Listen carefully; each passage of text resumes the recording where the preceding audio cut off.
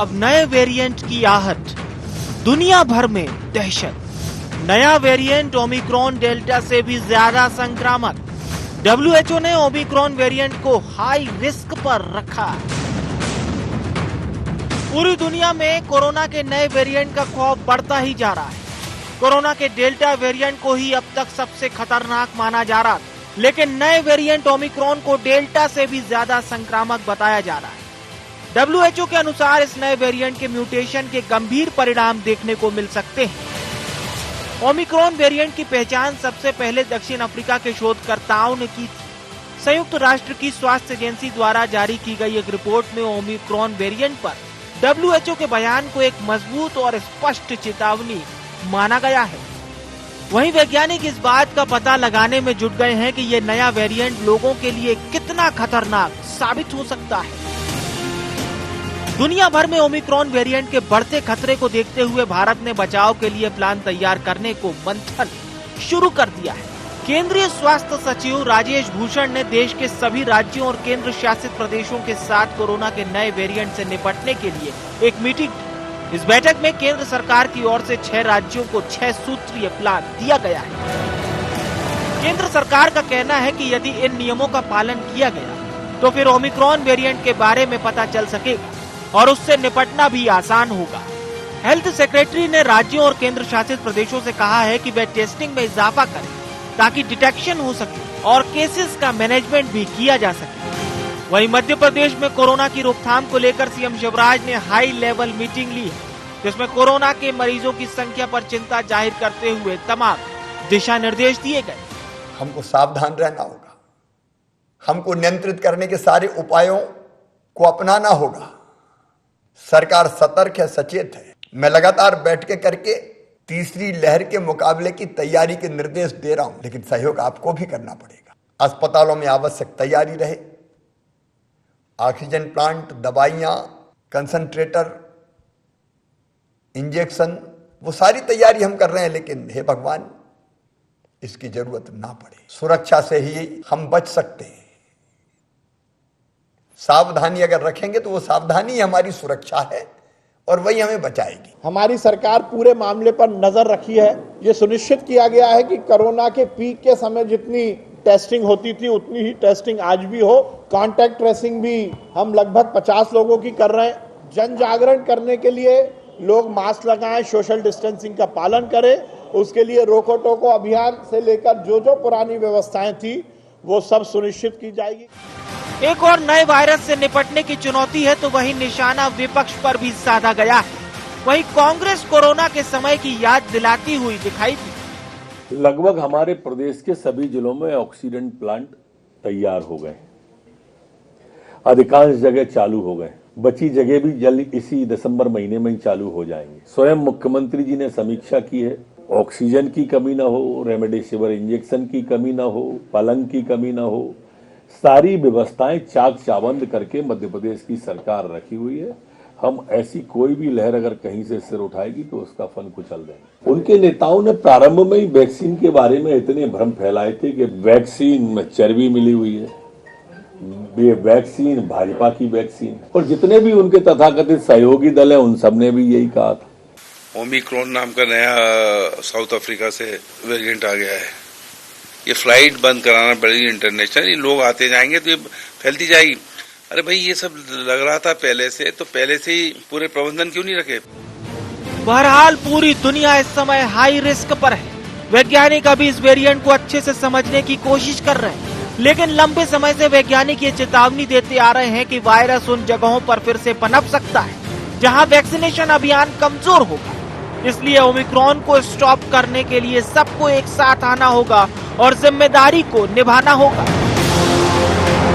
Bureau report, IND 24।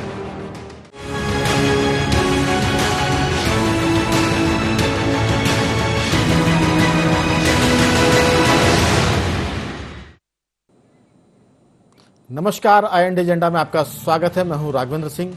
चर्चा शुरू करें स्टॉप ओमिक्रॉन पे, उसके पहले एक नजर एजेंडा पॉइंट्स पर। ओमिक्रॉन को स्टॉप करने सरकार कितनी तैयार है?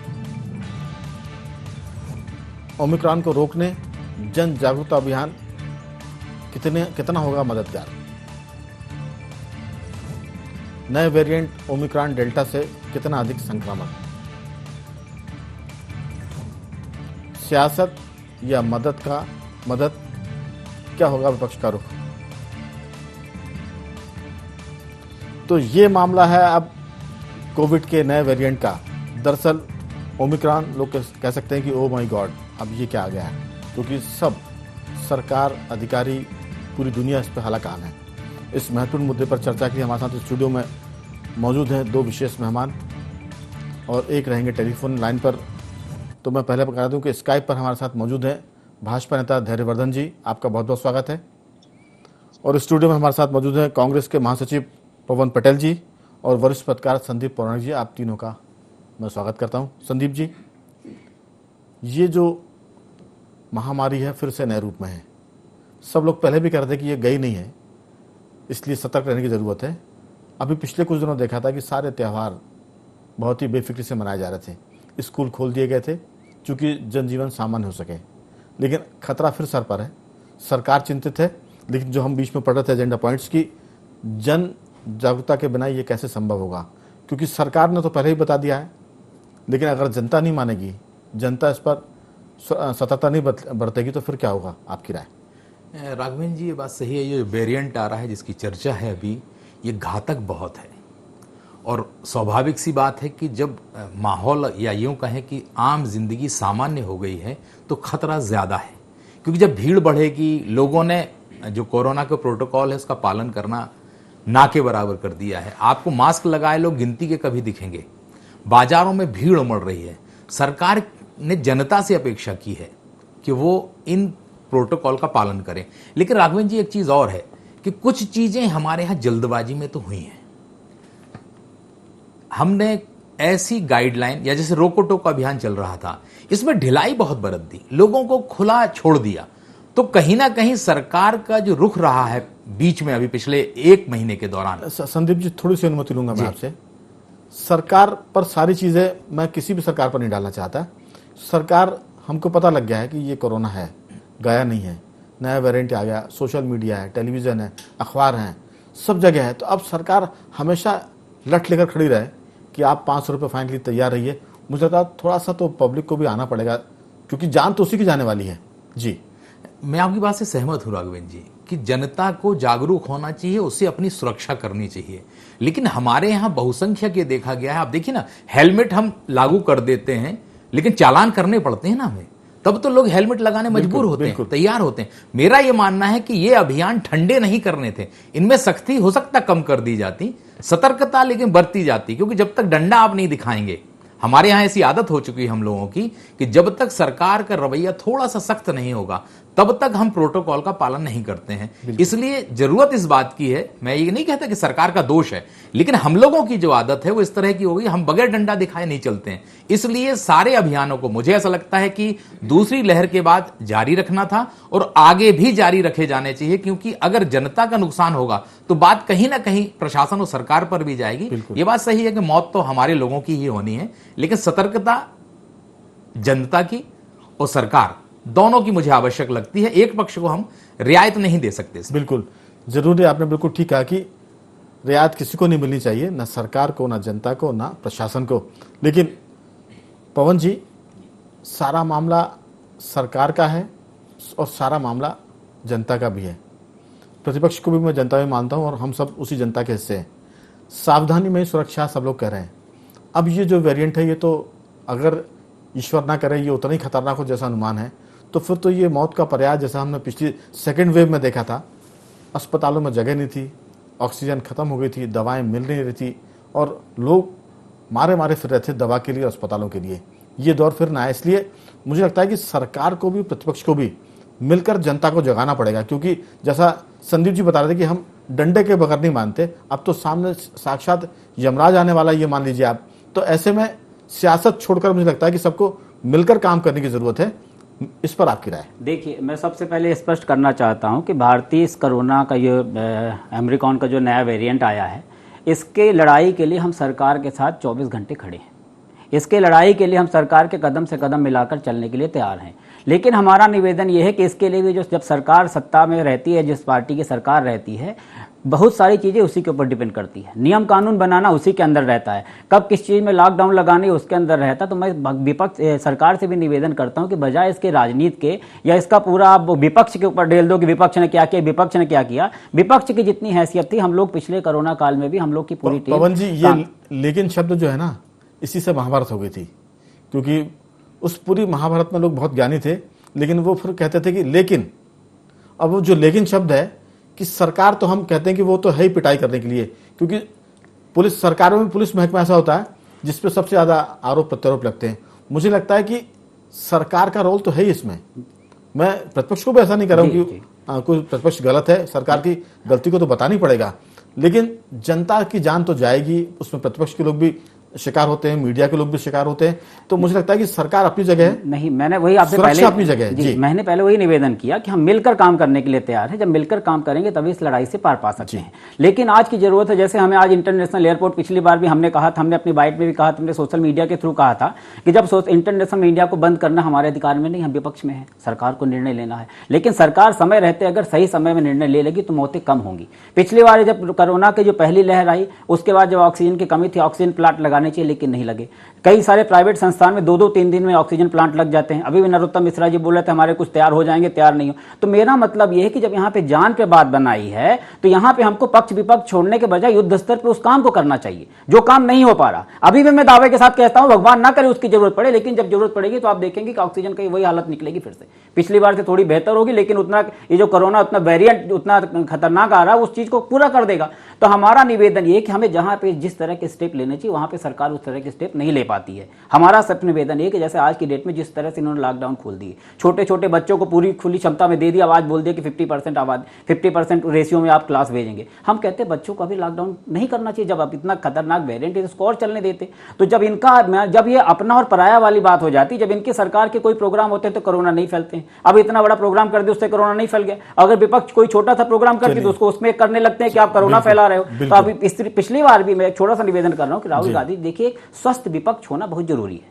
आप विपक्ष की सुनो, तानाशाही मत करो। अगर राहुल गांधी जी ने पिछली बार भी बोला था कि कोरोना आ रहा है तो उसको मजाक में नहीं लेना चाहिए, सीरियसली लेना चाहिए, आपको हलो ट्रप नहीं करना चाहिए। इस बार भी हम लोग जब बोल रहे हैं तो बजाय इसकी कि राजनीति ना करके पिछला मंजर देखा है। अब हर बंदे ने किसी न किसी अपने को कहीं ना कहीं डायरेक्ट इनडायरेक्ट खोया है। वो मंजर मुझे नहीं लगता कि भाजपा वाले के आंख में आंसू नहीं होंगे, मुझे नहीं लगता कि कांग्रेस वाले के आंख में आंसू नहीं आए होंगे। बिल्कुल, मैं चाहता हूं कि उस टाइप का फिर से हालात ना बने। पवन जी, आंसू तो इतने आए कि आंखों में आंसू सूख गए, क्योंकि हालात बहुत बुरे थे और कई बार घटना ऐसी होती कि वो याद करके भी मन भावुक हो जाता है। धैर्यवर्धन जी, संकट फिर से सामने खड़ा मुंबई, और ये पिछले बार से ज्यादा खतरनाक है। सरकार की जिम्मेदारी सरकार कर रही है, प्रतिपक्ष और सब दबाव बनाएंगे तो जो सरकार की त्रुटियां हैं, खामियां हैं, वो भी दूर होंगी। ऑक्सीजन प्लांट की बात हो रही है, सरकार की तरफ से थोड़ी सी रियायत दे दी गई थी ज्यादा, इस पर भी सरकार की आलोचना होगी। ये बात भी है कि जो इंटरनेशनल फ्लाइट है उनको रोक देना चाहिए था। ये मामला केंद्र सरकार के सरकार, लेकिन चिंतित भोपाल के लोग भी होंगे, चिंतित दिल्ली के लोग भी होंगे। आपकी राय कि आप अपनी सरकार पर यह दबाव बनवाएं दिल्ली की, जो इंटरनेशनल फ्लाइट है उसको रोका जाए, क्योंकि अगर वेरिएंट आ गया तो पहले तो हम उस वेरिएंट को आमंत्रित कर रहे हैं, उसके बाद फिर रोकने में लग जाएंगे। तो बेहतर हो कि हम उसको समय से पहले पार बांध लें, उसको आने ना दें, ताकि ये जो हम सुरक्षा करेंगे, एक तरह से 15 दिन का लॉकडाउन लगाएंगे, तो उसको कम से कम वो कारगर साबित हो, उस पर लोग बच पाए। आपकी राय? देखिए, है तो अब मचाने से कुछ नहीं होगा, आरोप प्रत्यारोप से कुछ नहीं होगा। इस समय जो हालात हैं देश के, दुनिया के, मध्य प्रदेश के, उसको ध्यान में रखते हुए सरकार को जो करना चाहिए वो कर रहे हैं। ओमिक्रॉन नाम का जो नया वेरिएंट आया है कोरोना का, उसकी पैदाइश मध्य प्रदेश या भारत में नहीं है, उसकी पैदाइश दक्षिण अफ्रीका या अन्य देशों में है। वहां से वो कुछ 2-4 देशों में उसकी उपस्थिति के प्रमाण मिले हैं। भारत सरकार के केंद्रीय स्वास्थ्य मंत्री जी ने आज सदन में बताया है कि आज दिनांक तक भारत में इस वेरिएंट का कोई मरीज हमारे यहाँ नहीं है। अब रही बात पिछली बार की तुलना में इस बार क्या नया हुआ है, ताकि हम आत्मविश्वास रखें, तो मुझे यह बताते हुए प्रसन्नता हो रही है कि आजादी से लेकर अब तक अस्पतालों में, सरकारी अस्पतालों में, धैर्यवर्धन जी, चुनी दवाइयों के अलावा, मेरे ख्याल से पृष्ठभूमि में ना जाए, मुद्दे पर हम बात करना चाहते हैं कि जो इंटरनेशनल फ्लाइट है, वेरिएंट तो वहीं से आएगा ना, विदेश से, अपने देश में तो है नहीं। अगर सरकार उसको अभी रोके तब ज्यादा कारगर होगा। ये जो उपाय कर रहे हैं ये बहुत बेहतर है, लेकिन उसके आने के बाद ये काम के नहीं बचेंगे, क्योंकि अभी उसकी कोई दवाई नहीं है। मैं आरोप नहीं लगा रहा हूं, मैं ये कर रहा हूं कि आजादी के बाद से लेकर अब तक अस्पतालों में गिनी चुनी दवाइयां होती थी और बीमारी बिल्कुल नई आ गई तो उस समय कुछ किया नहीं जा सकता था। और प्रधानमंत्री जी ने उसकी चिंता की कि कोरोना के ट्रीटमेंट में दवाई से ज्यादा उपयोगी होती है उसकी सांस को बचाए रखना, उसको बहुत ताकत के साथ ऑक्सीजन का फ्लो देना। और उसके लिए एक क्रांतिकारी कदम उठाया, ऐतिहासिक कदम है यह भारत के इतिहास में कि इतनी जल्दी लगभग हर जिला मुख्यालय के अस्पतालों में ऑक्सीजन प्लांट लगा दिए गए जो इस समय चालू हालत में है। और ऐसी किसी भी विभीषिका के लिए भगवान न करे वो दिन दोबारा देखना पड़े, और वो तैयार हैं। और अभी कोरोना का प्रकोप जब लगभग खत्म होने को आ गया तो अन्य रूटीन के मरीजों को भी अगर ऑक्सीजन की आवश्यकता पड़ी तो उन्हीं प्लांट से दी जा रही है। और जहां तक आपने इंटरनेशनल फ्लाइट का हवाला दिया है, मैंने बताया ना कि आज भारत सरकार ने इस आशय की जानकारी सदन में दी है, संसद में दी है कि वहां पर जो प्रोटोकॉल का पालन होना चाहिए, उन मरीजों का वहां पर परीक्षण हो रहा है, 7 दिन का क्वारंटाइन वहीं किया जाएगा, उसके बाद उनको 14 दिन का क्वारंटीन घर पर रखना होगा। और यदि आवश्यकता पड़ी तो सरकार फ्लाइट को उन देशों से भारत में आने पर प्रतिबंधित भी करेगी। बिल्कुल आवश्यक। सरकार जी, धैर्यवर्धन जी, सरकार की नजर है जी।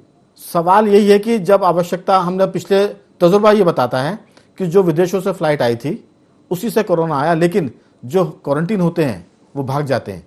सबको मालूम है कि वो रुकना नहीं चाहते कि जो सरकार ने व्यवस्था की है, कई बार वो आके गुम हो जाते हैं, फिर प्रशासन तलाश करता है और मालूम होता है बाद में कि वो उससे संक्रमित थे और उन्होंने पता नहीं कितने लोगों को वो संक्रमण फैला दिया है। अब उस तजुर्बे के उसमें चेंज किया जी, उसमें चेंज किया। पहले जो होम क्वारंटीन होना था उन्हें वो 14 दिन के लिए उनके हाल पे छोड़ दिया था, जहां पे वो बाजार में घूमने लगते थे, रिश्तेदारी में आते जाते थे जी। अब उनको वहीं चेक किया जाएगा, चेक करने के बाद वो हो या ना 7 दिन का उनको क्वारंटीन वहीं रखा जा रहा है। अभी एक हाल में खबर आई थी कि एक महिला वो गायब हो गई है, विदेश से आई थी, उसको क्वारंटीन किया था और वो कहीं निकल गई चुपचाप से। अब ये जो दिक्कतें हैं, अगर भगवान ना करे उसको कोई कोरोना वायरस हो, नया संक्रमण हो, नया वेरिएंट हो, तो क्या स्थिति होगी, क्योंकि वो लोग इसके शिकार होंगे जिनका कोई दोष नहीं है। मैं लौटूंगा आपके पास संदीप जी। सरकार तो पूरी चिंता कर रही, लेकिन जो हम बार बार सवाल कर रहे हैं कि इंटरनेशनल फ्लाइट को रोकने का, लेकिन जैसा धैर्यवर्धन जी बता रहे हैं, केंद्र लोकसभा में सरकार का भी बयान है कि हम इस बारे में ज्यादा कड़ाई से काम कर रहे हैं। लेकिन सवाल वो है कि एक थोड़ी सी चूक पूरे देश को नए वेरिएंट का शिकार बना सकती है। इस पर आपकी राय?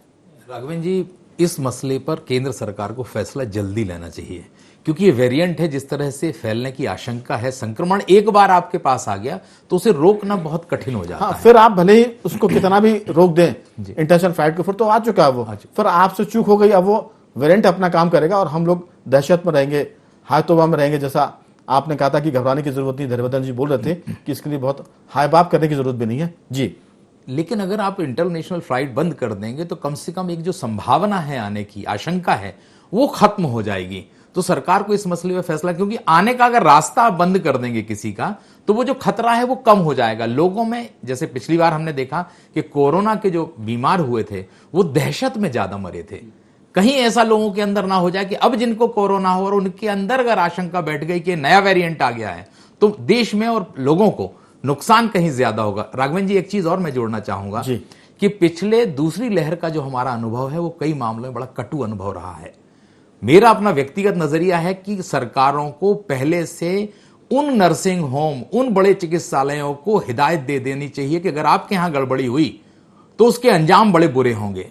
अगर सरकार का रवैया सख्त रहेगा तो बीमारी आएगी भी तो हमारे यहाँ इंतजाम ज्यादा रहेंगे, नहीं तो प्राइवेट अस्पताल जो होते हैं वो लूट के अड्डे में बदल जाते हैं, ये हम लोगों ने देखा है। इसलिए सरकार को इस मसले पर अभी से सख्त रुख अपनाना होगा। मेरा अपना व्यक्तिगत नजरिया है ये। बिल्कुल आपने ठीक कहा कि लूट के अड्डे में तब्दील हो जाते हैं निजी नर्सिंग होम, लेकिन संदीप जी लूट तो मचेगी, वो चाहे फिर आम आदमी की जेब कटे या सरकार अपनी तरफ से दे। हमने देखा कि करोड़ों के बिल बने लोगों के। राघवेंद्र जी, अभी मुख्यमंत्री जी ने जी अभी मुख्यमंत्री आता हूं आपके पास आता हूं। पवन जी, धैर्यवर्धन जी भी कुछ कहेंगे, लेकिन उसके पहले मेरा आग्रह है जरूर आपसे जी। और धैर्यवर्धन से कि ये कोई बीजेपी कांग्रेस की डिबेट नहीं है, इसलिए आप उसको बड़ा दिल करके उसी ढंग से देखिए, मैंने इसीलिए पहले भी निवेदन किया। जी। मैं कह रहा हूँ बार बार अपन वही पुराना कैसेट बनाने से कोई मतलब, पिछली बार भी सरकार के सब चाक चौबंद था, सब कुछ था, लेकिन क्या मंजर था आप सबने देखा।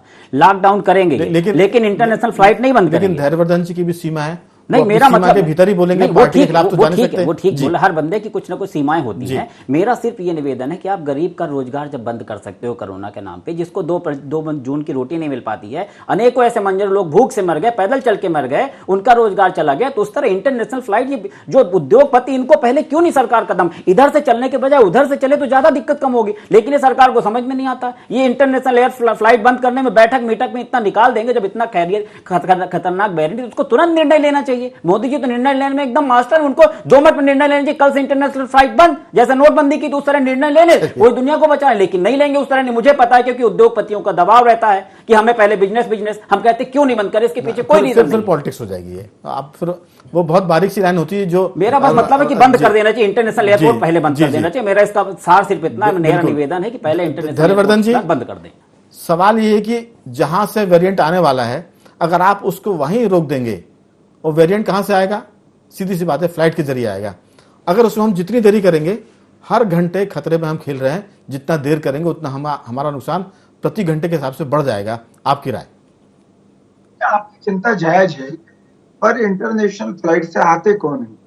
हमारे अपने परिवारों के लोग आते हैं, ज्यादातर भारतीय लोग लौटते हैं। विशेषकर जब उन देशों में इस प्रकार के हालात बन जाते हैं, तो वो अपने आप को सुरक्षित बनाए रखने के लिए भी वतन वापसी करते हैं कि अपने घर चलो, अपने माता पिता के पास, अपने परिवार के पास सुरक्षित रहेंगे। तो क्या उनको संकट में एकदम से छोड़ दिया जाए? सरकार को तो सबकी चिंता करनी होती है ना। जो लोग मौजूद है, मैं बीच में रखूंगा आपको। कुछ सैकड़ों व्यक्ति के लिए करोड़ों लोगों का संकट में डालना ज्यादा समझदारी का फैसला है, या कुछ लोगों को कहें कि आप वहीं रहिए, सरकार आपकी व्यवस्था करेगी, आप जिस देश में हैं, लेकिन कृपा करके जब तक ये वेरिएंट है तब तक या तो ना आए, और अगर आते हैं तो कम से कम सरकार फिर उस पर इतनी कठोरता के साथ उनको क्वारंटीन करे कि वो किसी भी कीमत पर जाने ना पाए। क्योंकि अभी 2 दिन पुरानी बात है, एक महिला भाग गई है जिसकी तलाश की जा रही थी, विदेश आने वाली महिला, और उसको शक है कि अगर वो कहीं इस वेरिएंट की शिकार हुई तो वो तो फिर ये वेरिएंट फैला चुकी होगी देश में। ये चिंता है। बाकी मैं फिर कह रहा हूँ, आपकी चिंता बिल्कुल जायज है, पर सरकार में विशेषज्ञ लोग होते हैं और वो सब पर बारीक नजर रखते हैं कि किस स्थिति में हमें कौन से कदम उठाने चाहिए। अभी जैसा कि वो वेरिएंट चुनिंदा देशों के अलावा कहीं नहीं है, कहीं उसकी जानकारी नहीं मिली है। और वैसे तो मैं तो शुभ बोलूंगा, सकारात्मक बोलूंगा कि आज एक और अच्छी बात सुनने को मिली है कि वह जो वेरिएंट है वह संक्रमण की गति ज्यादा है, उसकी ज्यादा तेजी से संक्रमित करता है वो, पर उसकी मारक क्षमता कम है। किसी प्रकार की मृत्यु दर बढ़ाने की या ज्यादा खराब स्थिति का अभी कोई संकेत नहीं मिले। तो भगवान करे कि जैसा आज हमें सुखद समाचार सुनने को मिला है वो वेरिएंट वैसा ही हो। धैर्यवर्धन जी, भगवान तो ठीक करेंगे, लेकिन चिंता की जरूरत नहीं है। मैं सिर्फ इतना आग्रह कर रहा हूं तीनों मेहमान से कि हमारे पास अब सिर्फ 2 मिनट का समय है। अगर आप बहुत संक्षेप में बात कर लेंगे तो एक बातचीत का मैं 2 लाइन बोल रहा हूँ। नहीं, मैं दूसरी बात कर रहा हूँ। मुख्यमंत्री जी ने बैठक की सुन तो लीजिए आप। स्वास्थ्य मंत्री चिंता कर रहे हैं। आपको दोबारा भी मौका मिलेगा, अगर संक्षेप में निपटाएं तो बातचीत का तीसरा दौर और हो जाएगा, ये मेरा कहना था। जी कहिए। मैं केवल इतना सा कह रहा हूं कि जो भी संकेत स्वास्थ्य मंत्रालय के द्वारा, गृह मंत्रालय के द्वारा, इंटरनेशनल अन्य संकेतों के द्वारा हमें प्राप्त हो रहे हैं, राज्य सरकार में भी मुख्यमंत्री जी ने न केवल सरकारी अस्पतालों में दवाइयां, उपकरण, ऑक्सीजन प्लांट की समीक्षा की है, बल्कि कुछ निजी चिकित्सालयों को भी चाक चौबंद रहने के निर्देश उन्होंने दिए हैं। उसी प्रकार से भारत सरकार की भी नजर है, ज्यादा पैनिक होने की जरूरत नहीं है। चलिए, मैं लौटता हूं आपका, लौटता हूं तीसरे दौर की बातचीत के लिए। इसलिए खड़े हो गए थे, लौट रहा हूं कि सब कुछ नया था उस समय। संदीप जी, WHO इस पूरे मामले में कई बार फेल हुआ, उसकी बहुत सारे अनुमान गलत साबित हुए, वेरिएंट के बारे में भी और लहर के बारे में भी, सेकेंड वेव कैसे आएगी, थर्ड वेव आने वाली है, इस पर। अब ये जो संस्थाएं WHO मान लें या भारत की भी कुछ संस्थाएं, वो उन पर क्वेश्चन मार्क लग गया है। अब इस पर तो सिर्फ एक ही बात है कि कड़ाई से सावधानी और बचाव, क्योंकि जरा सी अगर आपने लापरवाही की तो जान तो जनता की जानी है, बाकी तो लोग लिख देंगे व्हाट्सएप पर ओम शांति श्रद्धांजलि। आपकी राय, क्योंकि जो संस्थाएं वो क्वेश्चन मार्क पे आ गई हैं, उनका कहना कि वेरिएंट खतरनाक है, ये भी कई बार गड़बड़ हुआ है, वो खतरनाक नहीं है, ये भी कई बार गड़बड़ हुआ है, इसलिए मामला खुद पर ही बचा टिकता आकर। आपकी राय बहुत संक्षेप में। राघवेंद्र जी, ये जो संस्थाएं हैं ये अनुमान के आधार पर चलती हैं और ये दौर आ गया है, लोग एक मंच चाहते हैं, पहचान चाहते हैं, अपनी बयानबाजी जल्दी कर देते हैं, बाकी उसका परीक्षण किए, उससे कितना पैनिक होता है उन्हें इससे मतलब नहीं होता। बाकी इन संस्थाओं को कुछ भी बोलने से पहले बहुत मंथन करना चाहिए, क्योंकि इनकी बात पर पूरी दुनिया भरोसा करती है। यही कारण है कि इनकी बातें गलत निकल रही हैं, जल्दबाजी में बोली जाती हैं, इसलिए गलत निकल रही हैं और जनता के बीच एक क्वेश्चन मार्क, जैसा आपने कहा, इन संस्थाओं को लेकर उठ रहा है। आज जरूरत इस बात की है ये संस्थाएं मंथन, विचार और विश्लेषण करने के बाद ही कुछ कहें, क्योंकि दुनिया उन पर नजर रखती है। बिल्कुल पवन जी, मेरा मतलब यह है कि हम किसी के भरोसे ना रहें, क्योंकि ये नया वेरिएंट है, कोई इसके बारे में जानता नहीं, कोई शोध नहीं हुआ है, पहले हुआ होता तो कुछ अलग बात थी। तो मेरा मतलब है किसी को अनुमान ना मानते हुए जितना भी प्रिकॉशन ले सके वो हमें लेना चाहिए और भाजपा सरकार के द्वारा उठाए गए कदम में हम पूरा कदम से कदम मिलाकर साथ देने के लिए तैयार हैं। लेकिन हम यही उम्मीद करते हैं कि इंटरनेशनल एयरपोर्ट और इस टाइप के काम को बिना किसी देरी के तुरंत बंद कर देना चाहिए और स्कूल बच्चों को बंद कर देना चाहिए और लॉकडाउन जैसी स्थिति हुई थी भयावह मंजर फिर से ना दिखे, इसलिए अभी से उस वाले कदम उठा लेने चाहिए जो हम बाद में उठाएंगे। ठीक, धैर्यवर्धन जी। रेलवे स्टेशन पर हवाई जहाज पे उनसे तो क्वारंटीन किया जा रहा है, आवश्यकता पड़ेगी तो सरकार फ्लाइट बंद भी करेगी, पर अभी ऐसी स्थिति नहीं कि एकदम से फ्लाइट बंद कर दी जाए। बिल्कुल। चलिए, आप तीनों मेहमानों का बहुत बहुत धन्यवाद की चर्चा में हिस्सा लिया, धैर्यवर्धन जी, पवन जी, संदीप जी। दरअसल ये ओमिक्रॉन यानी कि ओ माई गॉड, ये क्या हुआ? अब ये नया वेरिएंट है, पहले कोविड-19 समझ में नहीं आ रहा था, अब ये उसका बड़ा भाई आ गया। तो इसकी सीधी सी जरूरत है कि ये इससे बचने का एक उपाय है कि हम सतर्कता बरतें, घरों में रहें, सरकारी जो आदेश है उसका पालन करें और डॉक्टरों की राय माने। इसके अलावा अभी इसका कोई उपाय नहीं है। एजेंडा में आज सिर्फ इतना ही, कल किसी और मुद्दे पर आपसे बात करेंगे। तब तक बने रहिए हमारे साथ और देखते रहिए IND24।